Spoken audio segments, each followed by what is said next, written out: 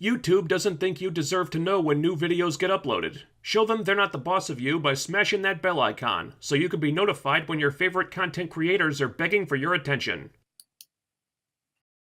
What the fuck was this? Look, I think we can all agree that Voltron Legendary Defender has done some pretty weird stuff at times. Telepathic mice, the pool on the ceiling, the space mall, jellyfish that make you immune to mind control, Cultinecker. But never until now has an episode left me thinking, what the fuck did I just watch? The Paladins all have a shared dream in which they're contestants on Family Feud, playing against Zarkon, Hagar, and Lotor, and the entire episode is just a big game show parody, because it was absolutely necessary that the writers cross that of all things off their bucket list.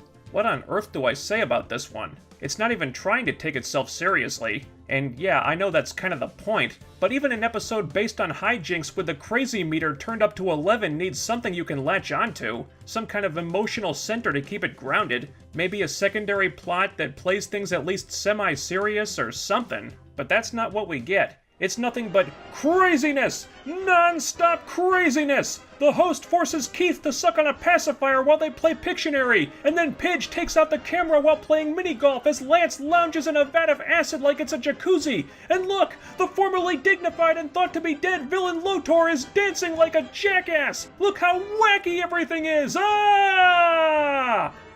And that's it. The whole episode is built on the premise that game shows are f***ing nuts. If you like game shows, this may have struck a chord with you. If you're like me, you probably spent this 23 minutes listing all the types of episodes you wish they had done instead of this.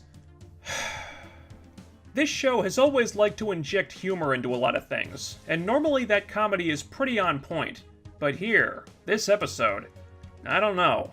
There are sight gags that get a laugh just because of how inexplicable and batshit insane they are, but a lot of the jokes here felt awfully forced. Like everyone saying that Lance is the dumb one. Why did they spend the entire episode hammering that particular nail so damn hard? It got old after the second or third joke, but then they just kept at it, and I'm not sure why they thought fans were going to enjoy that. The fans like Lance. He's a popular character. We don't want to spend a whole episode being told how dumb he is, with the rest of the team being so annoyed with him that it almost seems out of character for some of them. What was that supposed to accomplish? It wasn't done for any particular reason that I could see. Lance doesn't get vindicated or do something smart at the end. It doesn't seem to play into his arc about overcoming his insecurities or anything. It's just, Lance is dumb, ha ha ha, that's funny, right?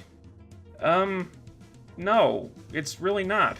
Man, I really sympathize with Lance here. I'm terrible with names too, so when he had to recall all those bizarre alien names of random minor characters they've met over 7 seasons, damn it, I couldn't remember any of that shit either. That doesn't make him dumb, it just means those names are really freaking weird. And yet everyone keeps calling him dumb, and none of his friends are sticking up for him. It almost felt like the writer was doing this just to troll anyone who likes this character. I really struggled to find anything of genuine substance in this one. It didn't seem to advance the narrative or any storylines that I could see. Josh Keaton did say this episode contains a lot of foreshadowing of future events, but what could that be referring to?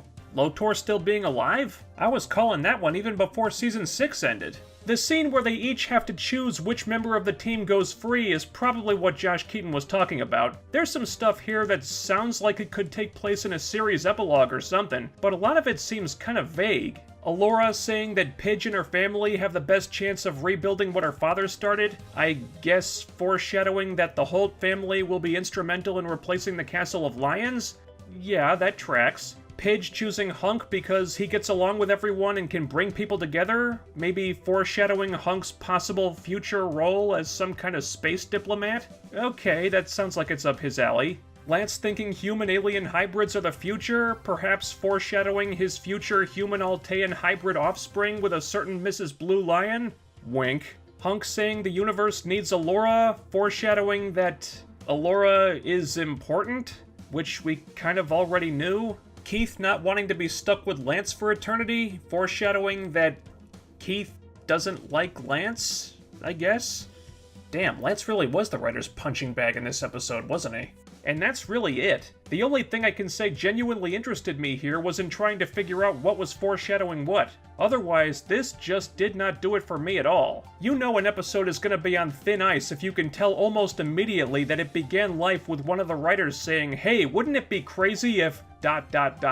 Potential foreshadowing aside, this felt like a wasted installment. There were so many more productive things that I wish this time had been devoted to instead, like giving us Aksha's backstory, or showing us what happened in the Galra Empire during the time skip. Or they could have devoted this time to developing some of the subplots that didn't get enough attention this season, such as Allura coming to terms with her anger about Lotor's betrayal and her burgeoning feelings for Lance, both of which seemed to happen almost entirely off-screen, and for the record went completely unaddressed in this episode, despite her being confronted with Lotor for the first time since their battle with him, and Lance being dunked in a vat of acid. Instead, we got this. Probably the first episode of Voltron Legendary Defender I can honestly say I just don't like. This feels like something the creative team likely thought was the greatest thing ever while they were writing it, but then they just got way too carried away with the idea. Well, I hope they got a kick out of it, because I just didn't. Not my favorite episode, to say the least. Although, it did give us this image, which I can make memes with until the end of time, so at least something good came out of it.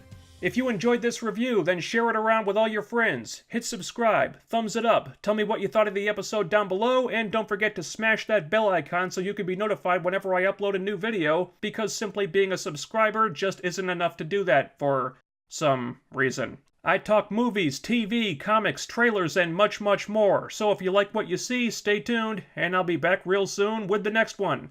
Until then, over. Out.